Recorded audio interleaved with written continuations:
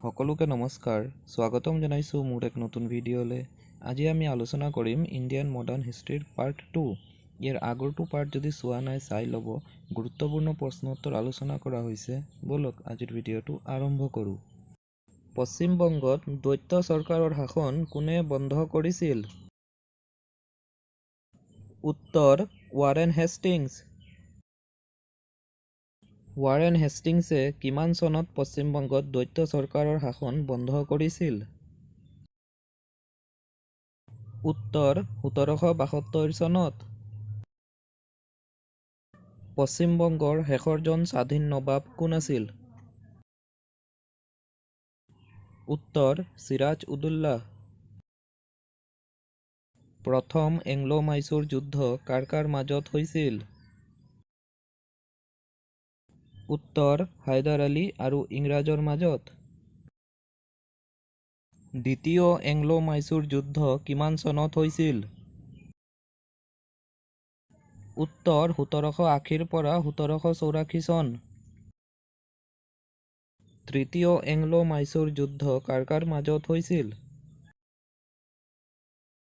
উত্তৰ টিপু চুলতান আৰু ইংৰাজৰ মাজত। চতুৰ্থ এংলো-মাইচুৰ যুদ্ধ কিমান চনত হৈছিল? উত্তৰ 1798 পৰা 1799 চন। কোনখন এংলো-মাইচুৰ যুদ্ধৰ পাছত চেৰিঙ্গপট্টনমৰ সন্ধি স্বাক্ষৰিত হৈছিল? উত্তৰ তৃতীয় এংলো-মাইচুৰ যুদ্ধৰ পাছত। শিখ ধৰ্মৰ প্ৰতিষ্ঠাপক কোন? উত্তৰ গুৰু নানক। গুৰু নানকৰ জন্ম কিমান চনত হৈছিল? উত্তৰ 1469 খ্ৰীষ্টাব্দত। শিখ ধৰ্মত মুঠ কিমানজন গুৰু আছিল? উত্তৰ 10 জন। শিখ ধৰ্মত লংগৰ প্ৰথা কোনে আৰম্ভ কৰিছিল? উত্তৰ গুৰু নানক। অমৃতসৰ নগৰ কোনে স্থাপন কৰিছিল? উত্তৰ গুৰু ৰামদাস। গোল্ডেন টেম্পল কোনে বনাইছিল? উত্তৰ গুৰু ৰামদাস। শিখ ধৰ্মৰ প্ৰথম গুৰু কোন আছিল? উত্তৰ গুৰু নানক। শিখ ধৰ্মৰ অন্তিমজন গুৰুৰ নাম কি আছিল? উত্তৰ গুৰু গোবিন্দ সিং। ভাৰতৰ প্ৰথম স্বাধীনতা বিদ্ৰোহ কি আছিল? উত্তৰ চিপাহী বিদ্ৰোহ। চিপাহী বিদ্ৰোহ কিমান চনত হৈছিল? উত্তৰ 10 মে 1857 চনত। চিপাহী বিদ্ৰোহ কোনখন চহৰৰ পৰা আৰম্ভ হৈছিল? উত্তৰ মেৰঠ। ভাৰতত ডক্ট্ৰিন অফ লেপছ কোনে আৰম্ভ কৰিছিল? উত্তৰ lord Dalhousie. Doctrine of lapse কিমান চনত প্ৰয়োগ কৰা হৈছিল? উত্তৰ 1848 চনত। ডক্ট্ৰিন অফ লেপছ কিমান চনত বন্ধ কৰা হৈছিল? উত্তৰ 1856 চনত। ভাৰতত জমিনদাৰী প্ৰথা কোনে আৰম্ভ কৰিছিল? উত্তৰ লৰ্ড কৰ্ণৱালিছ।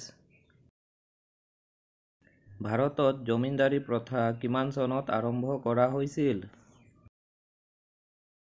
উত্তৰ 1793 চনত। ৰায়তবাৰী ছিষ্টেম কোনে আৰম্ভ কৰিছিল? উত্তৰ থমাছ মুনৰো। ৰায়তবাৰী ছিষ্টেম কিমান চনত আৰম্ভ কৰা হৈছিল? উত্তৰ 1820 চনত। Poverty and un-British rule in India নামৰ গ্ৰন্থখন কোনে লিখিছিল? উত্তৰ দাদাভাই নৌৰোজী। ড্ৰেইন অফ ৱেল্থৰ থিয়ৰী কোনে দিছিল? উত্তৰ দাদাভাই নৌৰোজী। ভাৰতৰ প্ৰথমটো বেংকৰ নাম কি আছিল? উত্তৰ bank of Hindustan. Bank of Hindustan কিমান চনত প্ৰতিষ্ঠা কৰা হৈছিল? উত্তৰ 1770 চনত।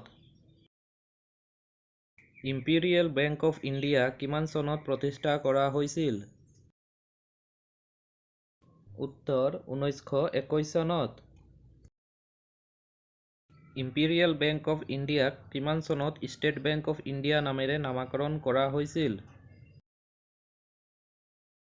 উত্তৰ 1 জুলাই 1955 চনত। ভাৰতৰ প্ৰথম স্বদেশী বেংকটোৰ নাম কি? উত্তৰ Punjab national bank. Punjab national bank কিমান চনত প্ৰতিষ্ঠা কৰা হৈছিল?